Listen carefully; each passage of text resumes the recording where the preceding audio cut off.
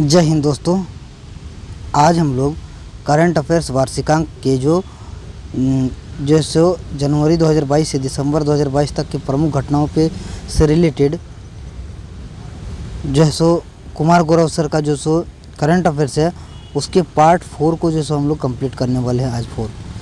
तो आइए दोस्तों शुरू से लास्ट तक बने रहिएगा। इसका अगर आपने पार्ट 1, पार्ट 2 और पार्ट 3 नहीं देखा है तो प्लीज़ देख लीजिए। और आज हम लोग पार्ट 4 को हम लोग कंप्लीट करने वाले हैं। आइए शुरू से लास्ट तक बने रहिएगा। देखिए फूल पत्ती वाली क्लास का ये बुक है, तो बहुत ही इम्पोर्टेंट है आपके लिए। तो देखिए शुरू करेंगे। कुमार गौरव सर का एक बहुत ही मोटिवेशनल लाइन्स है कि माँ तेरे पसीने की हर बूंद को मोती सा चमकाऊंगा, तू सपने बड़े देखना पूरे करके मैं दिखलाऊंगा। ऑल द बेस्ट मेरे शेष श्रेणियों कुमार गौरव सर। तो आइए इसी के साथ हम लोग स्टार्ट करते हैं। तो आज हम लोग जो टॉपिक पढ़ने वाले हैं वो है कि भारत का सबसे बड़ा मिलेट प्रसंस्करण उद्योग। इसके बारे में क्या है आइए पढ़ते हैं। क्या है, छत्तीसगढ़ के मुख्यमंत्री भूपेश बघेल ने कांकेर जिले के नावा गांव में स्थापित देश के सबसे बड़े मिलेट प्रसंस्करण उद्योग का लोकार्पण किया है। मिलेट मिशन के अंतर्गत स्थापित यह इकाई भारत की सबसे ज़्यादा क्षमता वाली इकाई है, जिसकी वार्षिक प्रसंस्करण क्षमता 10 से 12 हज़ार टन है। आगे है, इस प्रसंस्करण इकाई में 7 प्रकार की मशीनों द्वारा कोदो कुटकी रागी को प्रसंस्कृत कर कोदो कुटकी रागी से चावल तथा इनका दलिया सूजी, आटा, सेवई, pasta, soup mix, biscuit, cookies, लड्डू इत्यादि बनाए जाएंगे। आगे है तो नेक्स्ट आइए हम लोग पढ़ते हैं क्या है। तो नेक्स्ट है भारत का पहला बहुकला सांस्कृतिक केंद्र। इसके बारे में पढ़ते क्या है। तो भारत का पहला बहुकला सांस्कृतिक केंद्र के बारे में ईशा अंबानी ने मुंबई में नीता मुकेश अंबानी कल्चरल सेंटर नामक एक अंतर्राष्ट्रीय स्तर का बहुकला सांस्कृतिक केंद्र खोलने की घोषणा की है। यह केंद्र उनकी मां नीता मुकेश अंबानी को समर्पित है। कला के क्षेत्र में यह सांस्कृतिक केंद्र देश में अपनी तरह का पहला केंद्र होगा। सपनों के शहर मुंबई के जियो वर्ल्ड सेंटर में नीता मुकेश अंबानी कल्चरल सेंटर को बनाया जाएगा, जिसमें एक 3 मंजिला इमारत में परफॉर्मिंग और विजुअल आर्ट्स का प्रदर्शन होगा। आइए आगे हम लोग पढ़ते हैं क्या है। तो आगे है, देख सकते हैं जो कि हम लोगों ने पढ़ा है। आगे है वाटर स्पोर्ट्स सेंटर। इसके बारे में हम लोग पढ़ेंगे। आइए क्या है। तो केंद्रीय खेल मंत्री अनुराग सिंह ठाकुर ने हिमाचल प्रदेश के बिलासपुर में एक वाटर स्पोर्ट्स सेंटर का उद्घाटन किया है। हिमाचल प्रदेश में अपनी तरह का यह पहला वाटर स्पोर्ट्स सेंटर भारतीय खेल प्राधिकरण यानी कि SAI और राष्ट्रीय ताप विद्युत निगम NTPC द्वारा संयुक्त रूप से शुरू किया गया है। इसमें 40 खिलाड़ियों का चयन किया गया जो रोइंग, कायाकिंग और कैनोइंग में भाग लेंगे। यहाँ अत्याधुनिक उपकरण लगाए गए हैं तथा लड़के एवं लड़कियों को छात्रावास व प्रशिक्षण की सुविधाएं भी मिलेगी। आइए नेक्स्ट जो है टॉपिक वो है सूचना प्रौद्योगिकी अधिनियम की धारा 66A। तो आइए पढ़ते हैं इसको।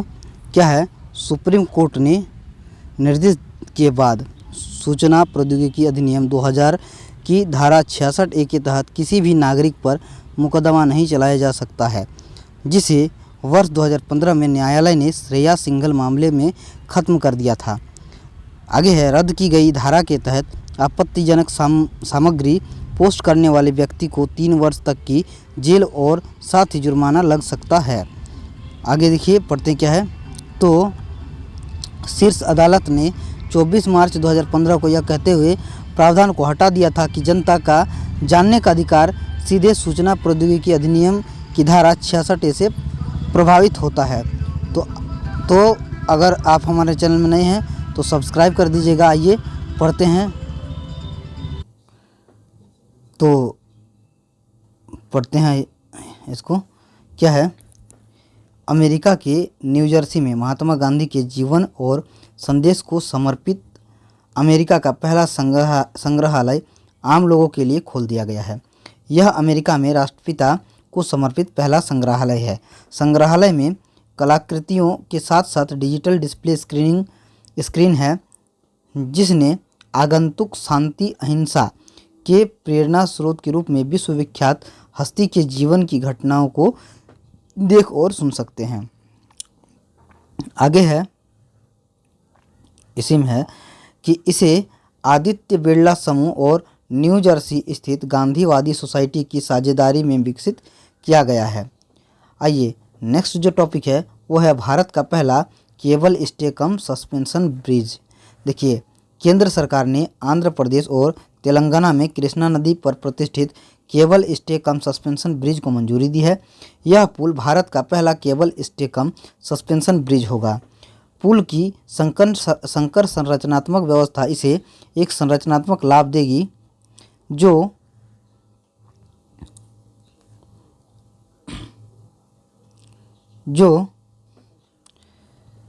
इसे किफ़ायती के साथ साथ सौंदर्य की दृष्टि से भी सुखद बनाएगी। इसमें कई अनूठी विशेषताएं होंगी, जैसे नदी के पार सबसे लंबा कांच का पैदल मार्ग, गोपुरम जैसे तोरण, सिग्नेचर लाइटिंग और एक बड़ी नौवहन अवधि। नेक्स्ट है इसके पूरा होने के बाद पुल हैदराबाद और तिरुपति के बीच की दूरी को 80 किलोमीटर कम कर देगा। तो आइए आगे हम लोग पढ़ते हैं। आगे है हिंदी में MBBS पाठ्यक्रम। आइए इसके बारे में पढ़ते हैं क्या है।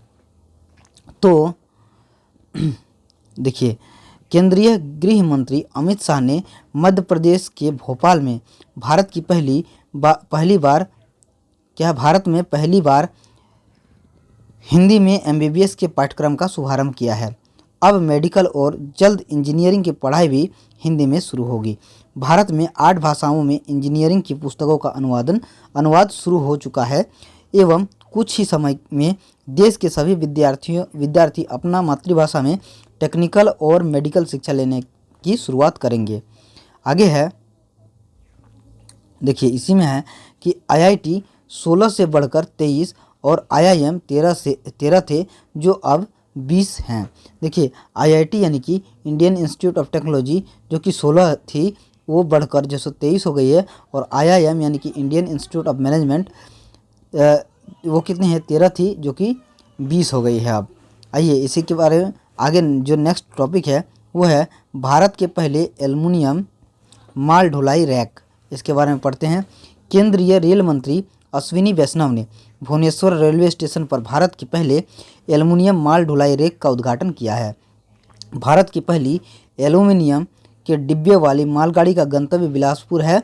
रेलवे ने RDSO, बेस्को और हिंडाल्को की मदद से ये रेक तैयार करवाए हैं एवं एल्युमिनियम रेक होने की वजह से ये सामान्य स्टील रेक से 3.25 टन हल्के हैं। आगे आइए पढ़ते इसी में है कि यह कार्बन फुटप्रिंट को कम करेगा क्योंकि ईंधन की कम खपत और माल का अधिक परिवहन होगा तथा एकल रेक अपने जीवन काल में 14,500 टन से अधिक CO2 बचा सकता है। इसकी लागत सामान्य लागत से 35% अधिक है क्योंकि इसकी सभी संरचना एल्युमिनियम की बनी है। बॉक्साइड अयस्क से एल्युमिनियम धातु प्राप्त होता है, ये आप सभी जानते होंगे। अगर आप चैनल में नए हैं, सब्सक्राइब नहीं किया है तो प्लीज़ सब्सक्राइब कर ले, क्योंकि आने वाले वीडियो अपलोड होते ही आप तक नोटिफिकेशन पहुंचेगी और वीडियो आप मिस नहीं करेंगे। तो आइए नेक्स्ट हम लोग पढ़ते हैं क्या है। तो क्या है आगे, तो है भाषा केंद्रों की स्थापना। क्या है, केंद्र सरकार द्वारा 22 भाषा केंद्रों की स्थापना की जाएगी। इनका उद्देश्य भारतीय भाषाओं में पर्याप्त अध्ययन सामग्री तैयार करना और इन केंद्रों की स्थापना केंद्रीय शिक्षा मंत्रालय की भारतीय ज्ञान प्रणाली IKS पहल के तहत की जाएगी। ये भाषा केंद्र राष्ट्रीय शिक्षा नीति यानी कि NEP 2020 के अनुरूप होंगे। यहाँ पे नोट में लिखा हुआ है, मूल संविधान की 8वीं अनुसूची में 14 भाषाओं का उल्लेख था। 8वीं अनुसूची में वर्तमान में कुल 22 भाषाएं शामिल है। तो देख सकते हैं स्टैटिक जीके को भी ये बुक साथ साथ लेकर चल रही है। भारत में तमिल, संस्कृत, तेलुगु, कन्नड़, मलयालम तथा उड़िया शास्त्रीय भाषाएं हैं। आगे है पम्बन पम्बन रेल पुल, इसके बारे में पढ़ते हैं। पम्बन रेल पुल के बारे में क्या है लिखा हुआ है। तो तमिलनाडु में भारत के पहले ऊर्ध्वाधर लिफ्ट पुल पम्बन रेल पुल का उद्घाटन आगामी कुछ दिनों में किया जाएगा। यह रेल पुल भारतीय मुख्य भूमि को रामेश्वरम द्वीप से जोड़ेगा। इसकी प्रमुख विशेषता यह है कि इसमें इलेक्ट्रोमैकेनिकल सिस्टम का उपयोग किया गया है, जिसके कारण पुल के नेविगेशनल स्पैन को 17 मीटर की ऊंचाई तक उठाया जा सकता है। इस टेक्नोलॉजी से जहाज़ों की निर्बाध आवाजाही सुनिश्चित हो सकेगी। यह पुल दक्षिण रेलवे जोन में आता है, जिसका मुख्यालय चेन्नई में है। इसका निर्माण रेल विकास निगम लिमिटेड द्वारा किया गया है एवं यह पुल बंगाल की खाड़ी में अवस्थित है। नेक्स्ट है पहला ग्लोबल पुलिस मेटावर्स, इसके बारे में पढ़ते आइए। इंटरपोल ने नई दिल्ली में 90वें इंटरपोल यानी कि 19th इंटरपोल जनरल एम्बेसी के एक सेशन में पुलिस मेटावर्स लॉन्च किया है। इंटरपोल मेटावर्स के माध्यम से विश्व के इंटरपोल मुख्यालय से वर्चुअल माध्यम से वहां कार्य कर रहे अधिकारियों से सीधे जुड़ सकता है। इस मेटावर्स की मदद से फोरेंसिक जांच और अन्य पुलिस कौशल में प्रशिक्षण पाठ्यक्रम से सीधे जुड़ा जा सकता है। यह सुविधा इंटरपोल के सुरक्षित क्लाउड के माध्यम से प्रदान की गई है।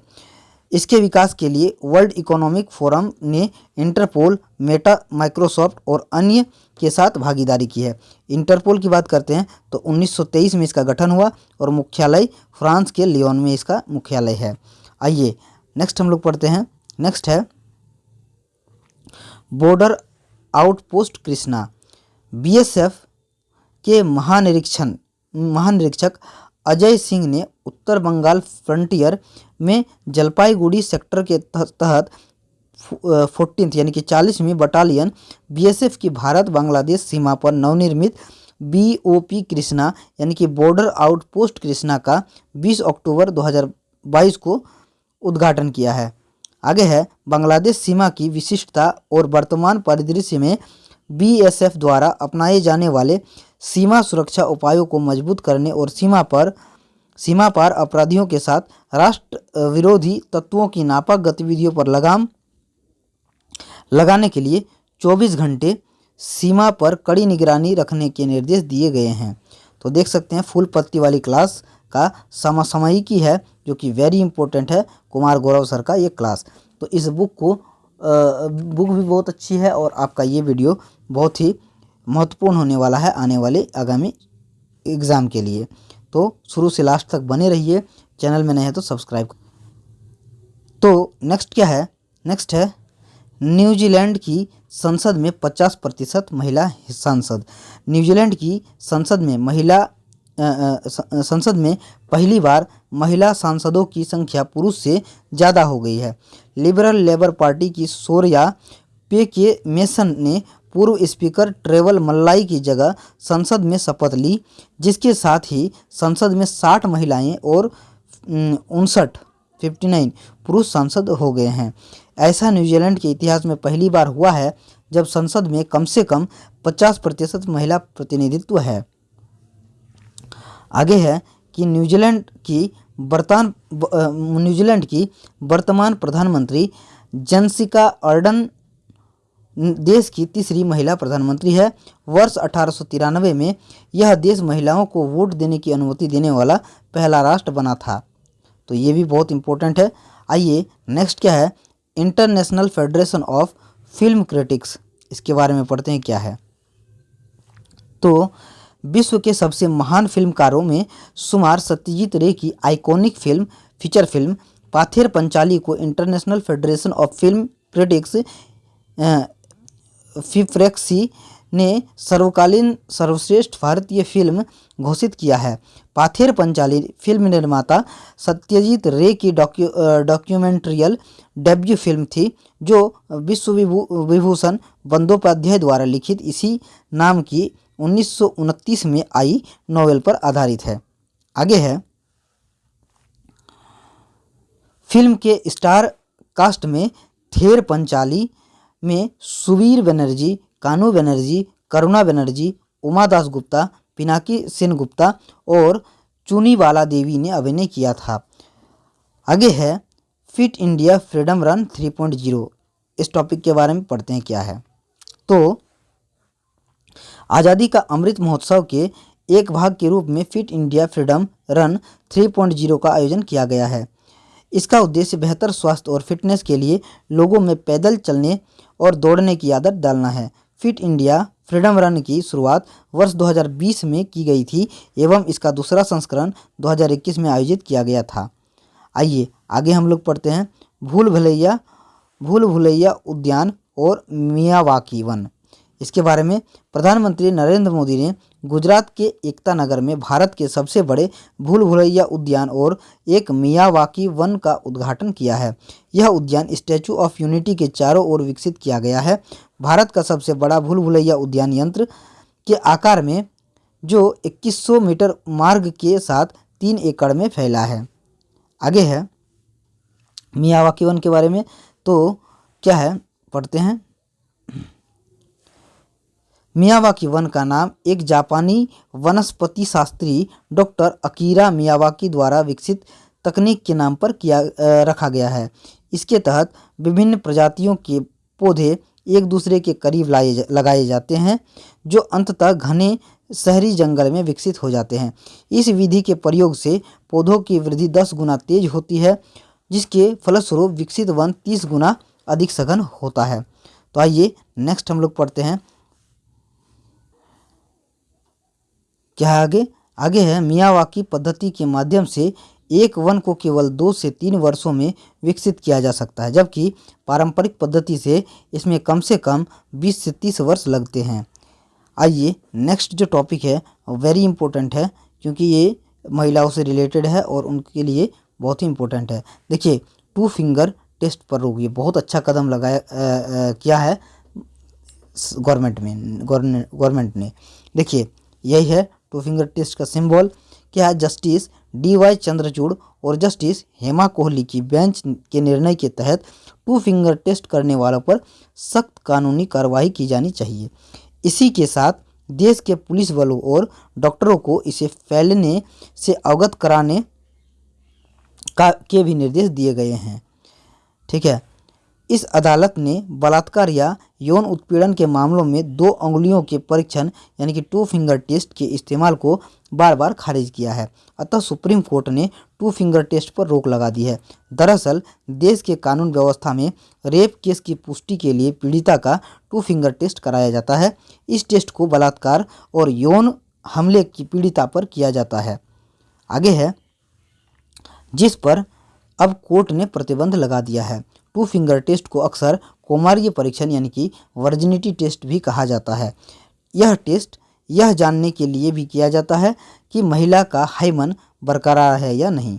तो देख सकते हैं आगे जो है क्या है मानगढ़ धाम। इसके बारे में करंट अफेयर्स में कौन सी टॉपिक और क्या क्या लिखा हुआ देखिए क्या है। 1 नवंबर 2022 को प्रधानमंत्री नरेंद्र मोदी राजस्थान के बसवाड़ा जिले में मानगढ़ धाम की गौरव गाथा कार्यक्रम में शामिल हुए हैं। संस्कृति मंत्रालय द्वारा कार्यक्रम का आयोजन बसवाड़ा जिले में के मानगढ़ धाम में भील आदिवासी और अन्य जनजातियों के सदस्यों की एक सभा को संबोधित करते हुए किया है। इस कार्यक्रम में राजस्थान, मध्य प्रदेश, गुजरात के मुख्यमंत्री भी शामिल हुए हैं। आगे आइए कि मानगढ़ धाम के बारे में क्या है। तो राजस्थान गुजरात की सीमा पर बसवाड़ा जिले की आनंदपुरी पंचायत समिति क्षेत्र की पहाड़ी पर मानगढ़ धाम स्थित है। 17 नवंबर 1913 को गोविंद गुरु के नेतृत्व में अंग्रेजों से स्वतंत्रता की लड़ाई लड़ते हुए करीब 1500 आदिवासी शहीद हुए थे। नेक्स्ट है hyper scale data centre Yotta D1। Uttar Pradesh के मुख्यमंत्री योगी आदित्यनाथ ने उत्तर भारत का पहला hyper scale data centre Yotta data centre के पहले टावर योटा D1 का लोकार्पण ग्रेटर नोएडा में किया गया है। इसका निर्माण ग्रेटर नोएडा के नॉलेज पार्क 5 के तहत किया गया है। आगे है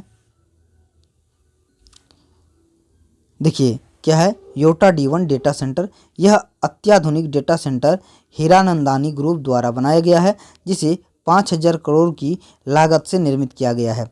हीरानंदानी ग्रुप द्वारा 20 एकड़ में फैले इस डेटा सेंटर पार्क में कुल 6 डेटा सेंटर होंगे और 7 मंजिला योटा D1 इस कड़ी का पहला भाग है। यहाँ से public cloud service, cyber security और डिजास्टर रिकवरी समेत कई अन्य सेवाएं भी मिलेंगी। आगे है नेक्स्ट टॉपिक, भारत का पहला फिश एक्वा पार्क। इसके बारे में क्या है, अरुणाचल प्रदेश के मत्स्य मंत्री ने भारत का पहला एक्वा पार्क तथा उत्तर पूर्वी भारत का पहला फिश म्यूजियम अरुणाचल प्रदेश में बनाए जाने की घोषणा की है। पार्क अरुणाचल प्रदेश के निचले सुबनसिरी जिले के तारिन जीरो में स्थापित किया जाएगा। 3 वर्ष पहले प्रधानमंत्री नरेंद्र मोदी ने नीली क्रांति लाने के लिए प्रधानमंत्री मत्स्य संपदा योजना के तहत प्रत्येक राज्य और केंद्र शासित प्रदेश के लिए एक एकीकृत एक्वा पार्क की घोषणा की थी। नेक्स्ट है डोनी पोलो हवाई अड्डा। तो इसके बारे में क्या है, तो केंद्रीय मंत्रिमंडल ने अरुणाचल प्रदेश की राजधानी ईटानगर के होलोंगी में स्थित ग्रीनफील्ड हवाई अड्डा का नामकरण नी पोलो हवाई अड्डा ईटानगर के रूप में करने को मंजूरी दे दी है। हवाई अड्डे का नाम डोनी पोलो एयरपोर्ट ईटानगर इस राज्य की परंपराओं एवं समृद्ध सांस्कृतिक विरासत के प्रतीक सूर्य डोनी और चंद्रमा पोलो के प्रति लोगों के सम्मान को दर्शाता है। आगे है इसी में कि भारत सरकार ने जनवरी 2019 में होलोंगी ग्रीनफील्ड हवाई अड्डे के विकास के लिए सैद्धांतिक स्वीकृति प्रदान की थी। आगे है नेक्स्ट टॉपिक, विश्व का सबसे बड़ा पांडुलिपि ग्रंथालय। इसके बारे में पढ़ते हैं क्या है, तो गुजरात में शंखेश्वर के श्रुति तीर्थ प्राच्य विद्यापीठ में मानविकी, विज्ञान, धर्म आदि विषयों से जुड़ी प्राचीन पांडुलिपियों के संकलन और संरक्षण का कार्य किया जा रहा है, जिसमें 100 करोड़ रुपये से अधिक ज़्यादा की लागत आने का अनुमान है। यह विश्व का सबसे बड़ा पांडुलिपि ग्रंथालय होगा, जिसके विद्यापीठ में 25,000 से अधिक पांडुलिपियाँ उपलब्ध है और अब तक 10,000 से अधिक पांडुलिपियों का संरक्षण और संशोधन किया जा चुका है। आगे है पुस्तकालय में प्राचीन शैली में तैयार जयपुर के दीर्घायु सागानेर कागज एवं ओडिशा के ताम्रपत्र पर हाथ से बनी स्याही का इस्तेमाल कर कलम से पांडुलिपियों का पुनर्लेखन कर संरक्षित करने का काम चल रहा है। नेक्स्ट क्या है, भारत की सबसे बड़ी पवन टरबाइन। आइए इसके बारे में हम लोग पढ़ते हैं क्या है, तो अडानी न्यू इंडस्ट्रीज लिमिटेड ने गुजरात के मुंद्रा में भारत की सबसे बड़ी पवन टरबाइन स्थापित की है। यह टरबाइन अडानी की स्वामित्व वाली सहायक मुंद्रा विंटेक लिमिटेड MWL द्वारा स्थापित की गई है। 200 मीटर लंबे पवन टरबाइन की बिजली उत्पादन क्षमता 5.2 मेगावाट है और यह लगभग 4,000 घरों को बिजली मुहैया करा सकती है। आगे क्या है, तो आगे है तो नेक्स्ट क्या है, नेक्स्ट है यह बिजली उत्पादन के मामले में सबसे बड़ी पवन टरबाइन है। पवन टरबाइन जनरेटर की हब ऊंचाई 120 मीटर है, जो 40 मंजिला इमारत के बराबर या स्टैचू ऑफ यूनिटी से भी अधिक है। नेक्स्ट टॉपिक है भारत का पहला महिला मोहल्ला क्लिनिक। तो आइए देखते हैं, दिल्ली के मुख्यमंत्री अरविंद केजरीवाल ने राजधानी नई दिल्ली में भारत का पहला महिला मोहल्ला क्लिनिक का उद्घाटन किया है। पहले फेज में 100 ऐसे क्लिनिक खोले जाएंगे जहां सभी डॉक्टर्स और कर्मचारी महिलाएं ही होंगी। प्रस्तावित 4 मोहल्ला क्लिनिक नई दिल्ली, महरौली, कोंडली और ओखला विधानसभा में होंगे। इससे पहले पूरी दिल्ली में 521 आम आदमी मोहल्ला क्लिनिक चल रहे हैं, जिसमें महिला और पुरुष दोनों ही मुफ्त इलाज दिया जाता है। आइए आगे हम लोग पढ़ते क्या है, नेक्स्ट है पहली बार पक्षियों की गिनती। इसके बारे में पढ़ते हैं क्या है, तो नागालैंड राज्य में पक्षियों की सूची के लिए 4 से 7 नवंबर 2022 तक दस्तावेजीकरण कार्यक्रम तोखु इमोंग वर्ल्ड काउंट TEBC का आयोजन हुआ है। इसका उद्देश्य नागालैंड की पक्षी विविधता के बारे में जागरूकता फैलाना और पक्षियों के खतरे वाले आवासों की ओर ध्यान आकर्षित करना है। इस कार्यक्रम अवधि में किसी भी या सभी दिनों में नागालैंड में कहीं से भी कम से कम 15 मिनट तक पक्षियों को देख और गिन सकते हैं। नेक्स्ट क्या है, इसी में है कि अमूर फाल्कन पक्षी ने नागालैंड को विश्व के पक्षियों के नक्शे पर ला खड़ा किया है। हॉर्नबिल फेस्टिवल को त्योहारों का त्यौहार के नाम से जाना जाता है, जो कि नागालैंड में 1 दिसंबर से 10 दिसंबर के मध्य मनाया जाता है। अब आगे है urban mobility India conference and expo. इसके बारे में पढ़ते हैं क्या है। 4 से 6 नवंबर 2022 तक आवास और शहरी मामलों के मंत्रालय द्वारा आयोजित urban mobility India conference and expo का 15वां संस्करण कोची में आयोजित किया गया है। इसका विषय आज़ादी @ 75 सतत आत्मनिर्भर शहरी गतिशीलता है। इसी में है कि इस कार्यक्रम का उद्देश्य शहर और राज्य स्तर पर क्षमताओं का निर्माण करना और शहरी परिवहन से जुड़ी समस्याओं का समाधान करना है। यह शहरों में कुशल उच्च गुणवत्ता वाली परिवहन प्रणालियों को डिज़ाइन और कार्यान्वित करने पर केंद्रित है। नेक्स्ट क्या है, विश्व की सबसे लंबी यात्री ट्रेन। क्या है, विश्व की सबसे लंबी यात्री ट्रेन। इसके बारे में पढ़ते हैं क्या है, तो है स्विट्जरलैंड में विश्व की सबसे लंबी यात्री ट्रेन होने का रिकॉर्ड बना है, जिसमें 100 डिब्बे हैं और इस ट्रेन की लंबाई लगभग 2 किलोमीटर है। क्या है, रेटियन रेलवे ने घोषणा की कि उसने स्विट्जरलैंड के प्रसिद्ध रेलवे सिस्टम की 175वीं वर्षगांठ पर विश्व की सबसे लंबी यात्री ट्रेन का विश्व रिकॉर्ड तोड़ दिया है। यह ट्रेन यूनेस्को की विश्व धरोहर में शामिल है और अब अल्बुला बर्निना रूट से होते हुए अल्वेन्यू और लैंडवासर से होकर चलती है। आगे क्या है, आगे है भारतीय रेलवे ने 15 अगस्त को सुपर वासुकी नाम से भारत की सबसे लंबी मालगाड़ी चलाई थी, जो 3.5 किलोमीटर लंबी है। आगे क्या है, आइए पढ़ते हैं। तो आगे है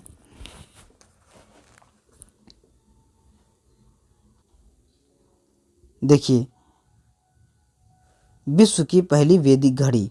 क्या है, मध्य प्रदेश के शिक्षा मंत्री मोहन यादव ने मध्य प्रदेश के उज्जैन में 300 वर्ष पुरानी जीवाजी वेधशाला में विश्व की पहली वैदिक घड़ी की आधारशिला रखी है। इस घड़ी का उद्देश्य लोगों को वैदिक समय की गणना से परिचित कराना है। विश्व की पहली वैदिक घड़ी काल गणना के केंद्र माने गए उज्जैन के जंतर मंतर यानी जीवाजी वेधशाला में अगले वर्ष 22 मार्च को गुड़ी पड़वा पर लगाई जाएगी। आगे क्या है, पढ़ते हैं। आगे है भारत का पहला डबल डेकर एक्सप्रेसवे। आइए इसके बारे में पढ़ते हैं क्या है। तो एक minute, Noida greater Noida express way पर 2000 करोड़ रुपए की लागत से भारत का पहला डबल डेकर एक्सप्रेस वे बनाए जाने की तैयारी है। एलिवेटेड एक्सप्रेस वे को 6 लेन या 8 लेन का बनाया जाएगा। इस एलिवेटेड एक्सप्रेस वे को दिल्ली के चिल्ला फ्लाईओवर से होते हुए महामाया के पास जोड़ा जाएगा।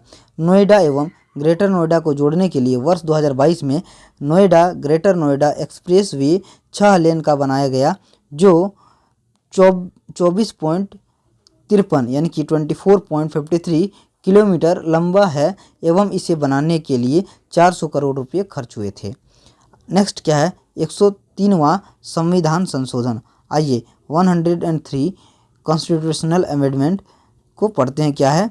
तो सुप्रीम कोर्ट ने सामान्य वर्ग के आर्थिक रूप से कमज़ोर लोगों के लिए 10% आरक्षण के प्रावधान को बरकरार रखा है।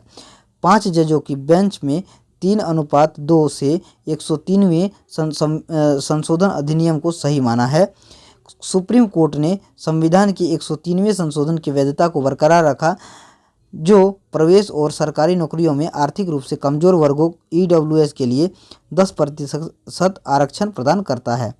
नेक्स्ट क्या है, तो न्यायमूर्ति एस रविंद्र भट्ट ने कानून को भेदभावपूर्ण और बुनियादी ढांचे का उल्लंघन बताते हुए इस पर सहमति जताई तथा मुख्य न्यायाधीश यू ललित ने भी न्यायमूर्ति एस रविंद्र भट्ट के विचार पर सहमति दी है।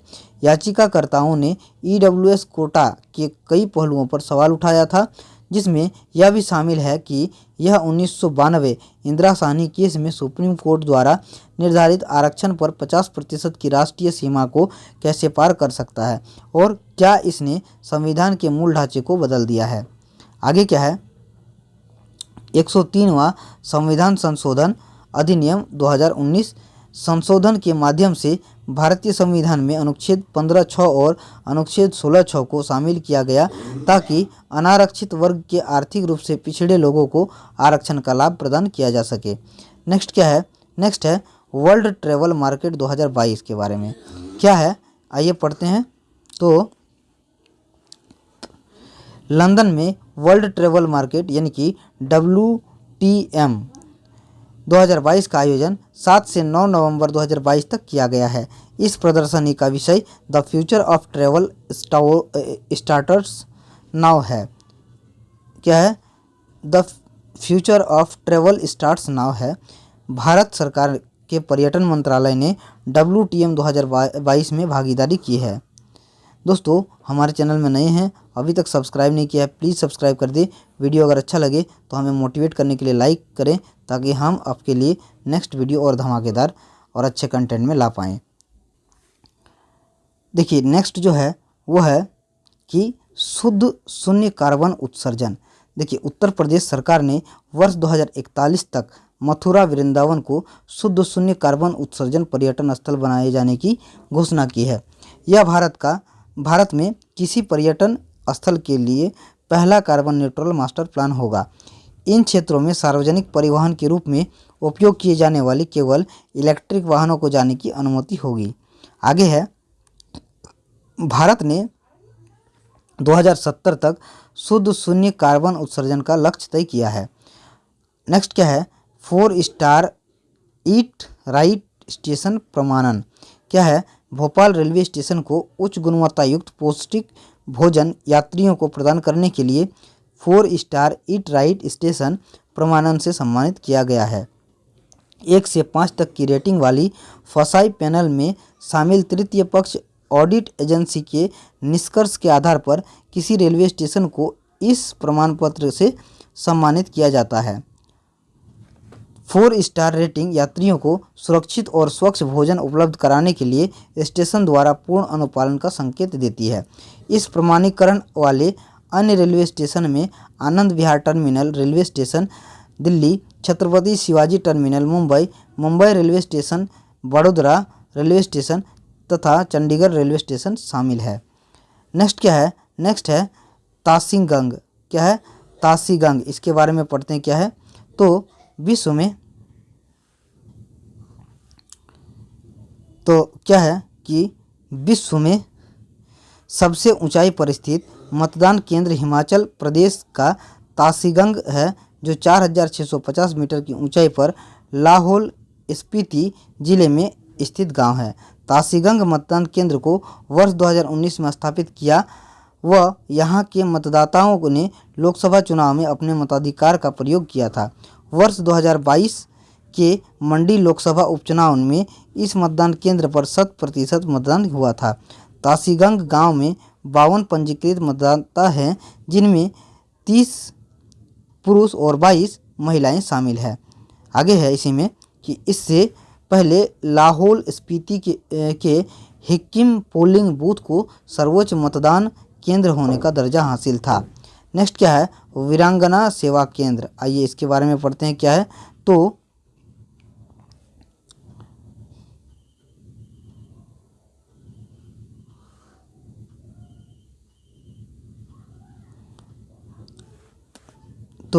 वीरांगना सेवा केंद्र के बारे में 10 नवंबर 2022 को भारतीय सेना ने दिल्ली कैंट स्थित वीर नारियों के कल्याण और उनकी शिकायतों के निवारण के लिए एकल सुविधा के रूप में वीरांगना सेवा केंद्र VKS शुरू किया है।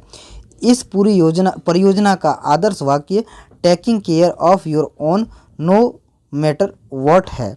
इस प्रणाली में कस्टमर रिलेशनशिप मैनेजमेंट सॉफ्टवेयर के माध्यम से शिकायतों की स्थिति की निगरानी की जा सकती है और आवेदक को एसएमएस और ईमेल के माध्यम से अपडेट भी प्राप्त होगी।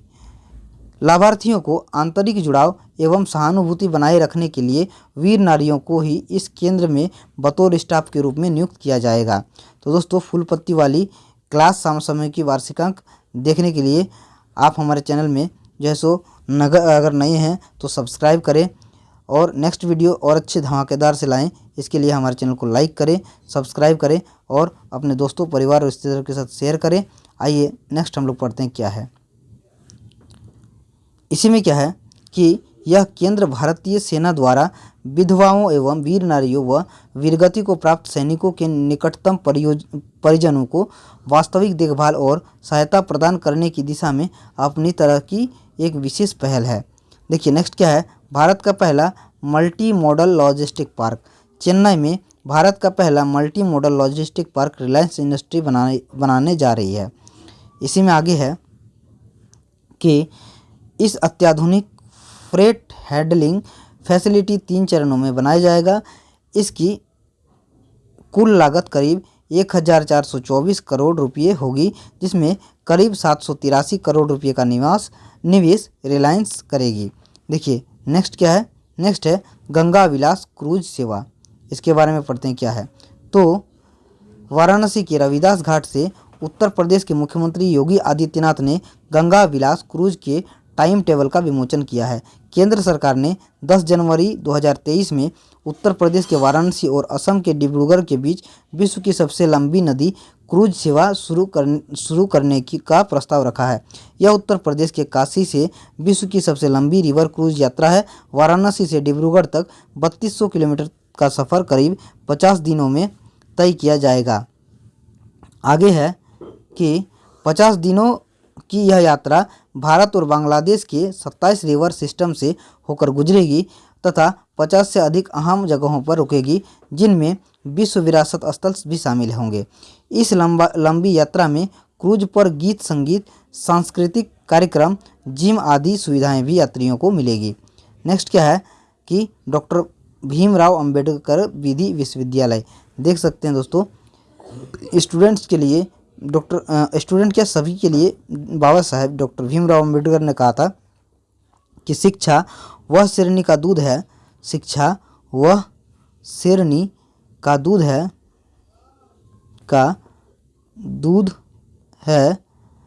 जो उसे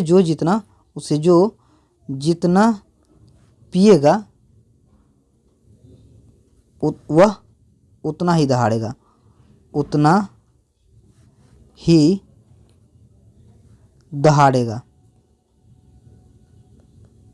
तो देख सकते हैं कि अगर आप जितना पढ़ेंगे, शिक्षित बनेंगे, उतना आप जैसो आगे बढ़ेंगे, अपना विचार अच्छा कर सकते हैं। तो इसलिए पढ़ते रहिए और बार बार जैसो अपने को आगे बढ़ाते रहिए। 16 नवंबर 2022 को राजस्थान के मुख्यमंत्री अशोक गहलोत ने राजस्थान की राजधानी जयपुर के बगरू स्थित दहमी कला में डॉक्टर भीमराव अंबेडकर विधि विश्वविद्यालय परिसर का शिलान्यास किया है। इस विश्वविद्यालय से जुड़े कॉलेजों के विद्यार्थी वकालत और न्यायिक क्षेत्रों में जाकर समाज को बेहतर सेवाएं देंगे और पीड़ित को न्याय दिलाने में अग्रणी रहेंगे। तो देख सकते हैं आगे क्या है।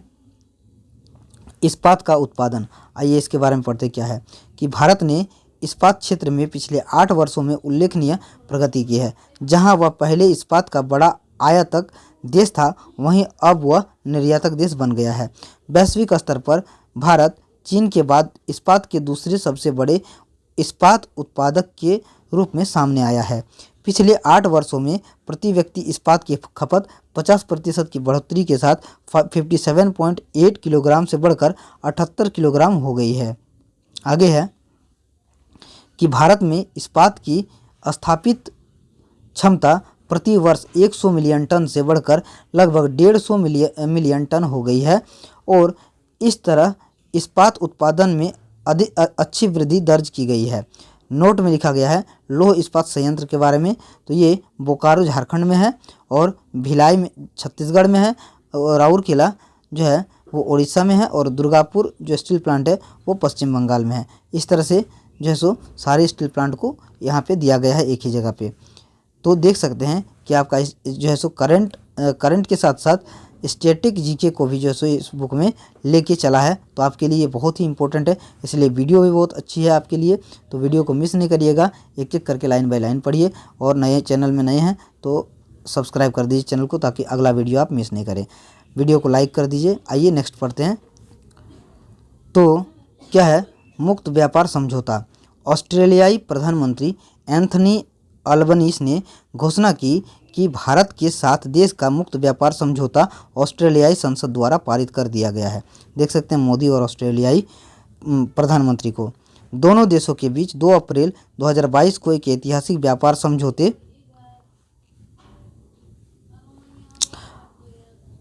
समझौते पर हस्ताक्षर किए गए थे। भारत ऑस्ट्रेलिया आर्थिक सहयोग और व्यापार समझौते पर भारतीय प्रधानमंत्री नरेंद्र मोदी और तत्कालीन ऑस्ट्रेलियाई प्रधानमंत्री स्कॉट मॉरिसन की उपस्थिति में हस्ताक्षर किए गए थे। व्यापार समझौते की मुख्य विशेषताएं: लगभग 12,000 भारतीय उत्पादों में से 95% से अधिक को ऑस्ट्रेलियाई बाजार में शुल्क मुक्त पहुंच मिलेगी। आगे है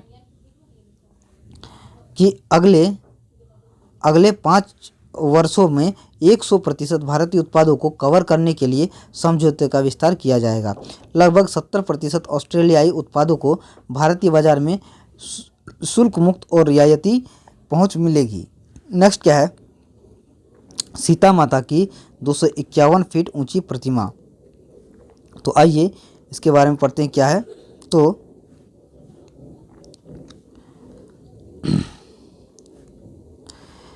बिहार के सीतामढ़ी जिले के राधोपुर बखरी में सीता माता की 251 फीट ऊंची प्रतिमा स्थापित करने की तैयारी शुरू हो गई है। यह भारत में सीता माता की सबसे ऊंची प्रतिमा तथा इसका निर्माण रामायण रिसर्च काउंसिल द्वारा करवाया जाएगा। यहाँ देश का पहला सांस्कृतिक दूतावास केंद्र भी स्थापित किया जाएगा। सीतामढ़ी में स्थापित होने वाली सीता माता की प्रतिमा के प्रचार प्रसार के लिए 14 जनवरी से रथ यात्रा रवाना की जाएगी, जो संपूर्ण देश में भ्रमण करेगी। आगे क्या है कि क्षेत्रीय यूनानी चिकित्सा अनुसंधान संस्थान असम।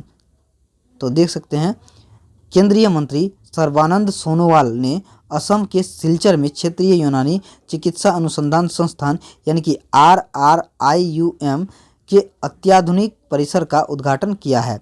इस परिसर का विकास भारत के सरकार के उद्यम राष्ट्रीय परियोजना निर्माण निगम यानी कि NPCC द्वारा किया गया है।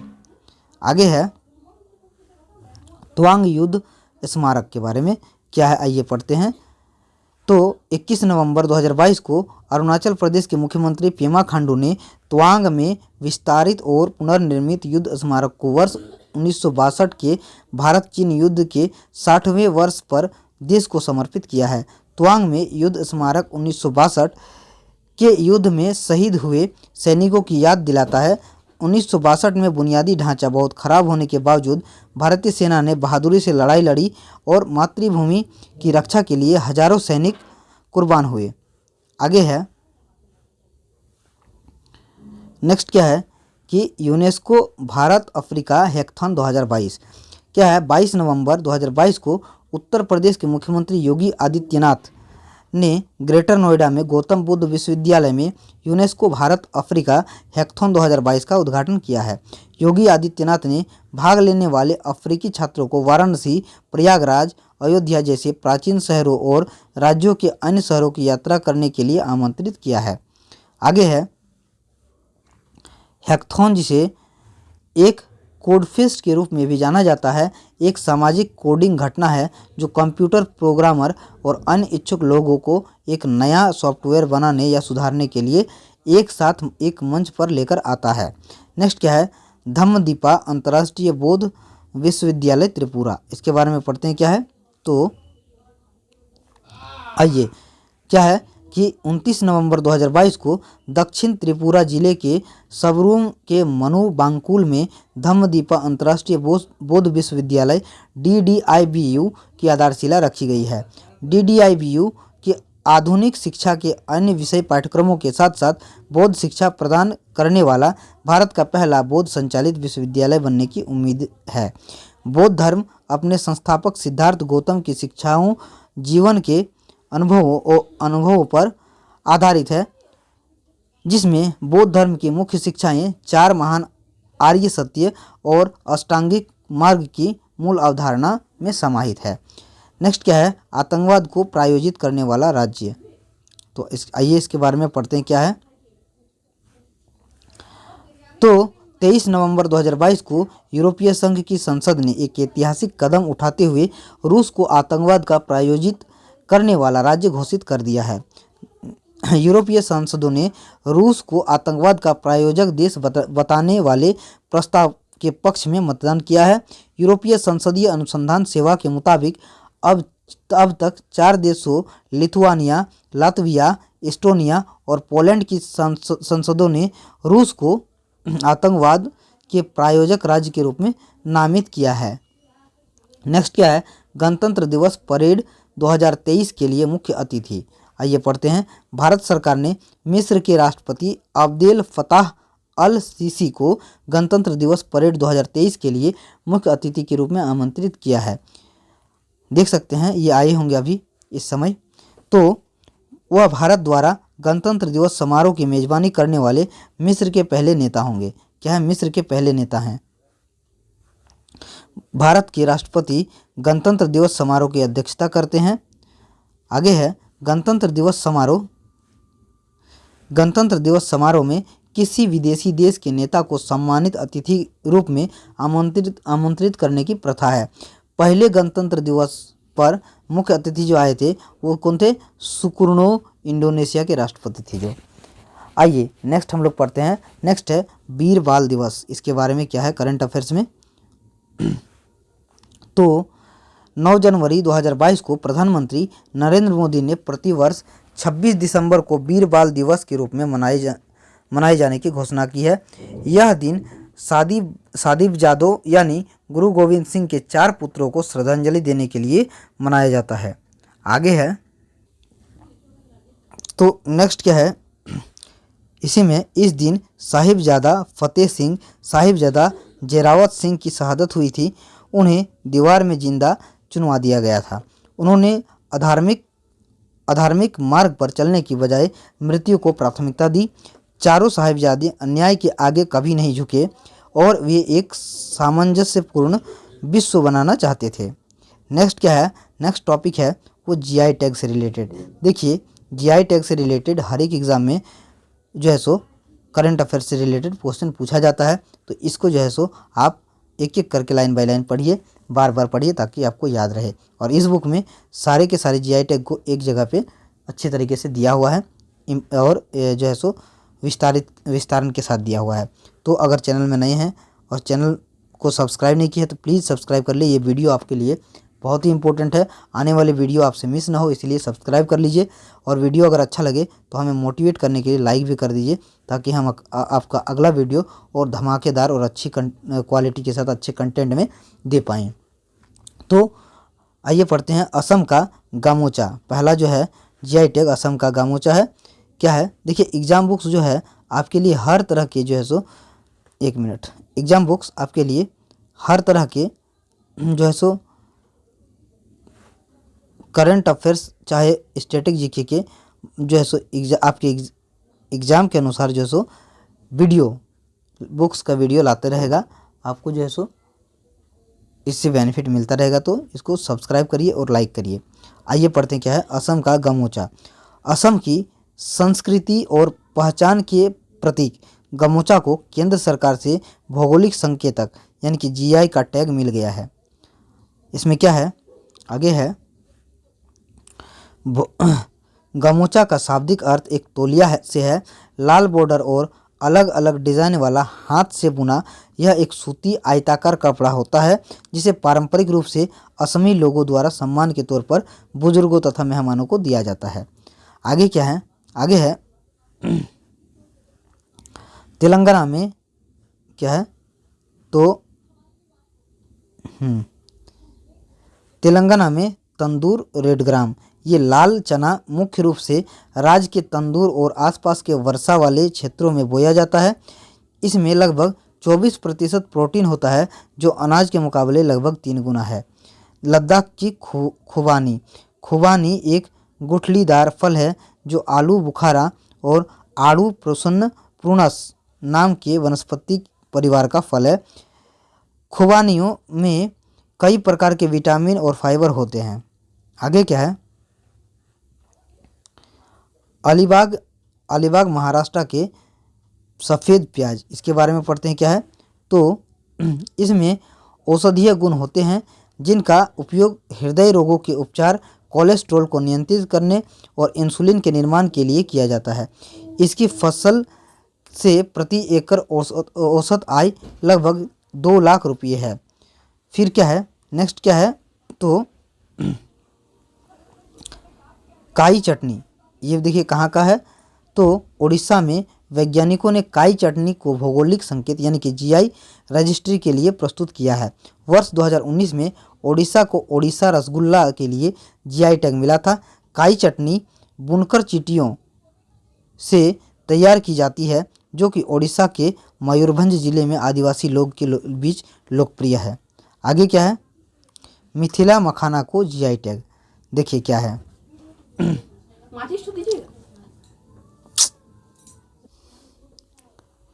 तो क्या है कि मिथिला मखाना को जीआई टैग अगस्त 2022 में केंद्र सरकार ने बिहार के मिथिला मखाना को भौगोलिक संकेतक जीआई टैग प्रदान किया है।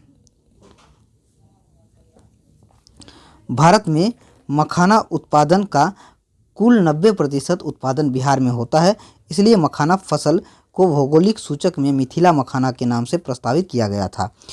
इससे पहले बिहार की मधुबनी पेंटिंग, कतरनी चावल, मगही पान, सिलाव का खाजा, मुजफ्फरपुर की शाही लीची और भागलपुर के जर्दालू आम को जीआई टैग दिया जा चुका है। तो देख सकते हैं सभी जीआई टैग को एक जगह पे जैसो इस बुक में जैसो दिया गया आपके लिए। सब्सक्राइब कर दे चैनल को और लाइक कर दे वीडियो को। आगे देखते हैं, ये पढ़ते हैं तो क्या है कि भौगोलिक संकेतक जीआई टैग, जीआई एक संकेतक है जिसका उपयोग एक निश्चित भौगोलिक क्षेत्र से उत्पन्न होने वाली विशेष विशेषताओं वाले सामान को पहचान प्रदान करने के लिए किया जाता है। जीआई टैग वस्तुओं का भौगोलिक सूचक पंजीकरण और संरक्षण अधिनियम 1999 के तहत प्रदान किया जाता है। भौगोलिक संकेत का पंजीकरण 10 वर्षों की अवधि के लिए वैध होता है, परंतु इसे समय समय पर नवीनीकृत किया जा सकता है। भारत का पहला जीआई टैग दार्जिलिंग की चाय पश्चिम बंगाल है। तो ये बहुत ही इंपॉर्टेंट है। नेक्स्ट जो टॉपिक है वो मोस्ट पॉपुलर जीआई टैग का प्राइज़ हैदराबादी हलीम। देखिए हैदराबादी हलीम ने मोस्ट पॉपुलर जीआई टैग का प्राइज़ जीता है। जीआई टैग प्रोडक्ट्स यह सुनिश्चित करने के लिए दिया जाता है कि केवल अधिकृत उपभोक्ता ही उस लोकप्रिय प्रोडक्ट का इस्तेमाल कर सके। आखिरी बार हैदराबादी हलीम को जीआई टैग वर्ष 2010 में मिला था, जो वर्ष 2019 में पूर्ण हो गया था। नेक्स्ट क्या है, निहोंसु के लिए भौगोलिक संकेत। तो नई दिल्ली स्थित जापान के दूतावास ने निहोंसु जापानी सेक के लिए भौगोलिक संकेत जीआई टैग की मांग करते हुए आवेदन किया है। यह पहली बार है जब जापान ने किसी उत्पाद के लिए भौगोलिक संकेत टैग के लिए आवेदन किया है, इसलिए ये इम्पोर्टेंट है। देखिए नोट में हम लोग पढ़ते हैं कौन कौन सा कुछ जीआई टैग के बारे में। तो नागा खीरा जो कि नागालैंड का है जीआई टैग, सोजत मेहंदी राजस्थान के लिए, डले खुर्सिनी आम जैसो सिक्किम के लिए, तोलिया रुमाल तेलंगाना के लिए, सोहराय व कोहबर कला ये झारखंड के लिए, कंधमाल हल्दी उड़ीसा के लिए, जुड़िया राइस वाइन चावल ये असम के लिए, तेजपुर लीची असम के लिए। तो ये कुछ जो है सो जीआई टैग वाले जो है सो आइटम्स हैं। आइए नेक्स्ट क्या है देखिए हर घर जल प्रमाणन वाला पहला राज्य गोवा। इसके बारे में पढ़ते हैं। गोवा केंद्रीय जल मंत्रालय के जल जीवन मिशन के तहत 100% हर घर जल प्रमाणन हासिल करने वाला पहला राज्य बन गया है। गोवा ग्रामीण क्षेत्रों में 100% नल जल कनेक्शन प्रदान करने वाला भारत का पहला राज्य बन गया है। जल जीवन मिशन में प्रत्येक गांव में 5 व्यक्तियों, विशेष रूप से महिलाओं को फील्ड टेस्ट किट का उपयोग करने के लिए प्रशिक्षण देना अनिवार्य है, ताकि वहां पानी का परीक्षण किया जा सके। आगे है इसी में कि दादर और नागर हवेली तथा दमन और दीव को हर घर जल प्रमाणित भारत का पहला केंद्र शासित प्रदेश घोषित किया गया है। जल जीवन मिशन 2019 में लॉन्च किया गया था, जो वर्ष 2024 तक कार्यात्मक घरेलू नल कनेक्शन यानी कि FHTC के माध्यम से प्रत्येक ग्रामीण परिवार को प्रति व्यक्ति प्रतिदिन 55 लीटर जल की आपूर्ति की परिकल्पना करता है। यह मिशन भारत सरकार के जल शक्ति मंत्रालय के अंतर्गत क्रियान्वित हो रहा है। आगे है कि नोट में लिखा हुआ है कि 26 जनवरी 2020 को दादर नागर हवेली और दमन दीव को संयुक्त रूप से नया केंद्र शासित प्रदेश बनाया गया है। तो देख सकते हैं सभी को जो है सो हम लोग लाइन बाय लाइन पढ़ रहे हैं और बहुत जल्द हम लोग जो है सो इसको बुक को भी कंप्लीट कर देंगे सारे पार्ट में। तो अगर चैनल में नए हैं सब्सक्राइब करिए, वीडियो अच्छा लगे तो हमें मोटिवेट करने के लिए लाइक करें, ताकि आगे आने वाला वीडियो और धमाकेदार बना सकें। आइए आगे देख। तो नेक्स्ट जो टॉपिक है वो है पेट्रोलिंग पिलर 15। इसके बारे में पढ़ते हैं क्या है। तो भारतीय और चीनी सैनिकों ने पूर्वी लद्दाख के गोगरा हॉट स्प्रिंग क्षेत्र में पेट्रोलिंग पिलर 15 PP15 से हटना शुरू कर दिया है। यह कदम उज्बेकिस्तान में संघाई सहयोग संगठन SCO शिखर सम्मेलन से पहले उठाया गया है। विगत कुछ समय से गतिरोध को समाप्त करने के लिए एक कदम आगे बढ़ते हुए भारतीय और चीनी सेनाओं ने पूर्वी लद्दाख के गोगरा हॉट स्प्रिंग क्षेत्र में पेट्रोलिंग पॉइंट 15 से हटना शुरू कर दिया है।